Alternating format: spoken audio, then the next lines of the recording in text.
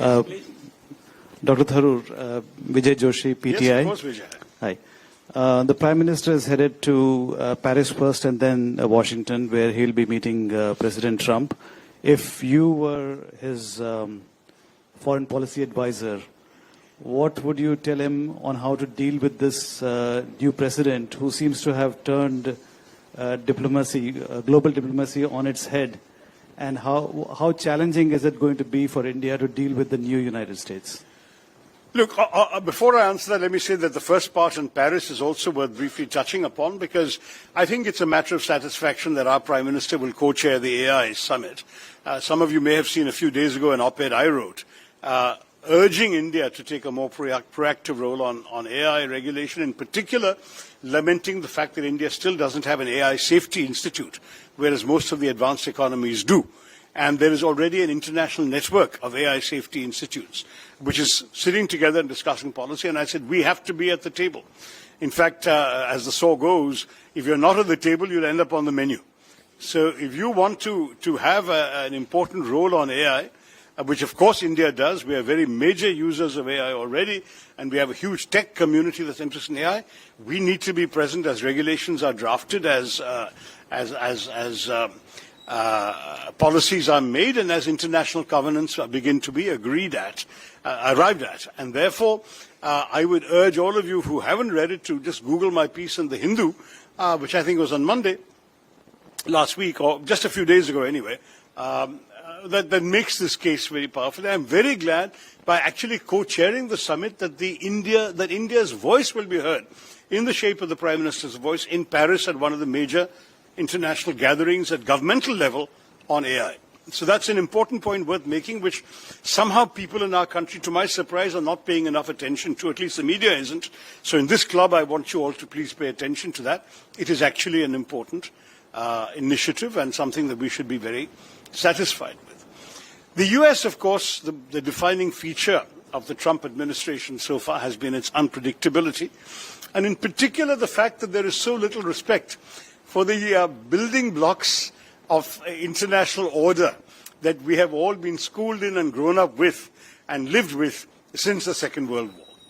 When you realize that, for example, one of the axiomatic principles of international affairs has been state sovereignty and the inviolability of borders, how do you react to having a president who wants to make a sovereign country his 51st state, wants to make the sovereign country surrender a large chunk of territory to it, and so on and so forth? That is completely new. Similarly, we've been in a world where, certainly from about 1980 to about 2010, the direction has been towards greater trade and liberalization and reduction of tariffs.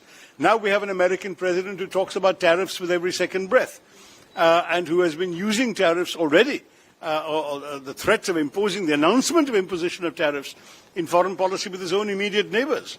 And so we are looking at a situation where a number of the basic assumptions of international affairs and of classic diplomatic contact are simply no longer the assumptions that we can take for granted in this particular relationship with this particular president. Obviously, India values a relationship with the United States. It's a relationship that has honestly transcended whichever parties in power, either here or there, because it has featured so far both the UPA government and the NDA government on the BJP government on this side, and it has featured both Democrats and Republicans as president on that side. And there's been a consensual approach on Indo-US relations. So certainly there should be every desire to see that continue. But clearly, when the agenda for discussion comes up, there are already some potential areas of controversy. Mr. Trump has publicly referred to India as one of the worst offenders when it comes to protectionist tariffs, which perhaps we are in some areas, and the Prime Minister will have to decide whether his government is prepared to rethink its approach to tariffs, because if Mr. Trump is absolutely determined to impose retaliation on some of the tariffs that India has come up with, then certainly there is going to be a genuine challenge, because our exports will be affected if they're no longer going to benefit from a relatively light US approach on tariffs to Indian exports. A second, two other areas of sensitivity that have just arisen One is, of course, not so much the deportations of illegal Indian immigrants, which is entirely appropriate, but the manner of the deportation, which has naturally caused a great deal of anxiety, resentment, and even anger in India. And somehow the message will delicately have to be conveyed behind closed doors that this must be never repeated.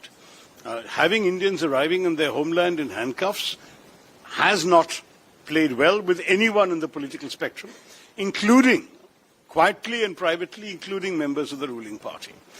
But I say in all honesty that we have two things should be absolutely beyond argument. Number one is, if you've gone illegally to a foreign country, the country has a right to deport you home. And secondly, if your identity and your nationality is not disputed, if your identity is proven to be Indian, India has an obligation to take you back. Those two things are beyond debate. And therefore, that's not where the argument should lie.